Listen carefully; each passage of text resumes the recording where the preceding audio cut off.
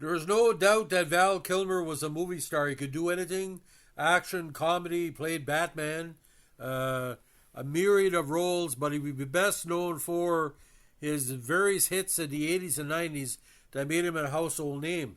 He also appeared as a guest Elvis impersonator in various Quentin Tarantino movies. Val Kilmer, star of Top Gun and the first blonde Batman in Barman Forever, has passed away at age 65. Now, according to Associated Press, Kilmer's career late in life was impacted by throat cancer, died of pneumonia on Tuesday, April 1st. Val Kilmer, the brooding, versatile actor who played fan favorite Iceman in Top Gun, donned a voluminous cape in Barman Forever, and portrayed Jim Morrison in The Doors, has died.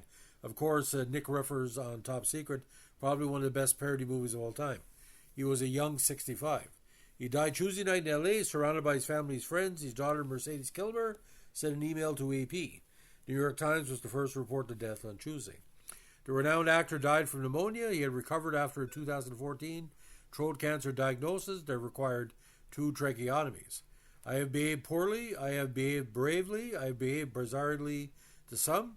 I deny none of this and have no regrets because I've lost and found parts of myself that I never knew existed. He said toward the end of Val, the 2021 documentary on his career. And I'm blessed. The lines in the film were delivered by his son Jack, who voiced the part of his father in the film because of his inability to speak. Now, Kilmer experienced the ups and downs of fame more dramatically than most. His breaks came in the 1980s, including the spy spoof Top Secret, one of the best parody movies of all time, followed by the comedy Real Genius in 85. Kilmer would later show his comedy chops again in films, including MacGruber and Kiss Kiss Bang Bang. His movie's career hit the zenith in the early 1990s as he made a name for himself as a leading man, starring alongside Kurt Russell and Bill Paxton in 93's Tombstone. And, of course, the famous Michael Biehn battle, I'm in my prime, where they were doing the dueling guns and the dueling cup. And said,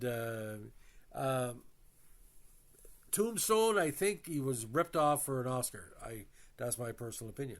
He also played again Elvis Presley's Ghost in True Romance, and a bank-robbing demolition expert in Michael Mann's 95 heist film Heat with Al Pacino and Robert De Niro. While working in Val on Heat, I always marveled at the range, the brilliant variability within the powerful current of Al's possessing and expressing character. Director Michael Mann said in a statement Tuesday night. Maybe one of the last method actors who took part in the method branch of Suzuki Arts training, threw himself into parts. When he played Doc Holliday in Tombstone, he filled his bed with ice for the final scene to mimic the feeling of dying from tuberculosis. To play Morrison, he wore leather pants all the time, asking castmates and crew to only refer to him as Jim, and blasted the Doors' music for a year. That intensity also gave Kilmer a reputation that he was difficult to work with, something he grudgingly agreed with later in life, but always defending himself by emphasizing art over commerce. In an unflinching attempt to empower directors, actors, and other collaborators to honor the truth and essence of each project, an attempt to breathe Suzuki in life in a myriad of Hollywood moments, I had been deemed difficult and alienated the head of every major studio. He wrote in his memoir, I'm Your Huckleberry, which was his big line from Tombstone. But Philip Noyce, who directed him The Saint, very underrated movie, by the way, told the Chicago Sun-Times in 1997 that the real Val Kilmer is a lamb, while praising him for his work ethic. One of his most iconic roles, hotshot pilot Iceman Tom Kaczynski, opposite Tom Cruise, almost did happen. Now, that character, to me, was bisexual, if you ask me. So he's one of the major characters to really play that type of part. Kilmer was courted by director Tony Scott for Top Gun, but initially balked. I didn't want that part. I didn't care about the film. The story didn't interest me, he wrote in his memoir. He agreed after being promised that his role would improve from the initial script. He would reprise the role in the film's 2022 sequel, Top Gun. His voice regenerated with the help of technology. Now, Kilmer suffered the slings of critics in the 1990s, beginning with Joel Schumacher's Batman Forever with Nicole Kidman and opposite Chris O'Donnell's Robin. Janet Mason in the New York Times said Kilmer was hamstrung by the straight man aspects of the role, while Roger Ebert deadpanned he was a completely acceptable substitute for Michael Keaton, who portrayed Bruce Wayne Batman in 2 previous films. But like I said, he was a blonde Batman. Kilmer's next project was the film version of the 60s TV series The Saint and The Island of Dr. Moreau with Marlon Brando, which became one of the decade's most infamously cursed productions. David Gregory's 2014 documentary Lost Soul, The Doomed Journey of Richard Stanley's Island of Dr. Moreau, described a cursed set plagued by complications and interpersonal clashes. It was as sad as I've ever been on a set, Kilmer wrote in his memoir. Now in 1996, EW ran a cover story by Kilmer titled The Man Hollywood Loves to Hate. For the feature, director John Frankenheimer, who finished The Island of Dr. Moreau, said there were two things he would never do: climb Mount Everest again and work with Val Kilmer again. After The Island of Dr. Moreau, the movies were smaller, like David Mamet's human trafficking thriller Spartan, Joe the King in 1999, in which he played a paunchy, abusive alcoholic, the meth-fueled caper, The Salton Sea in 2002, and the 70s porn star John Holmes in 2003's Wonderland, based on the murder case. Now, he spent his formative years in the Chatsworth neighborhood in L.A. He attended Chatsworth High School alongside future Oscar winner Kevin Spacey and future Emmy winner Mayor Whittingham.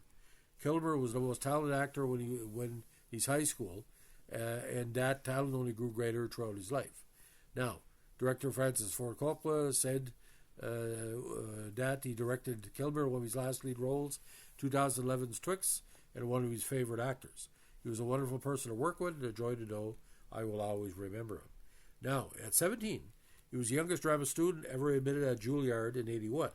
Shortly after he left for Juilliard, his younger brother, 15-year-old Wesley, suffered an epileptic seizure in the family jacuzzi and died on his way to the hospital. Wesley was an aspiring filmmaker when he passed. I miss him and I miss his things. I have his art set up. I like to think of what he would have created, and I'm still inspired by him, Kilmer once told the New York Times. You notice on stage early in his career, the Broadway play Slablois, alongside Kevin Bacon and Sean Penn. Now, Kilmer survived by his two children, Mercedes and Jack, from a marriage to actress Joanne Whaley, which ended in divorce in 1996. I have no regrets, Kilmer told the AP in 2021. I've witnessed and experienced miracles. Now, how good was Val Kilmer as an actor? Well, tremendous. Couldn't take your eyes off him. One of the most naturally handsome actors I've ever seen. But not to say it sound weird, I think the best tribute ever got was by Jim Carrey, and Jim Carrey said Val Kilmer to me was one of the most underrated actors you ever worked with. I think Val Kilmer, you look at him playing Nick Rivers in Top Secret, and that's a tremendous movie. I'm still laughing at a certain part of the lines, but I mean, if that would have came out in 1981, but by the time 1984 came along, but you look at that, he played superheroes, he played parody, he played real life characters, all kind of stuff. But the Morrison movie was just too over the top. Come on, light my fire. Whoa, like right. Val Kilmer is always in your face. But from the early 1980s to current day, I mean, the work is there, and we're going to miss him. Val Kilmer, may you rest in peace. Losing your voice the last 10 years of your career, but in the words of Elvis, take your revenge. Have a good one, brother, and like I said, we'll see you in heaven down the road. Thanks for listening. If you like what you're doing here, we're our Hollywood tribute podcast, let us know with a like, comment, subscribe, or share.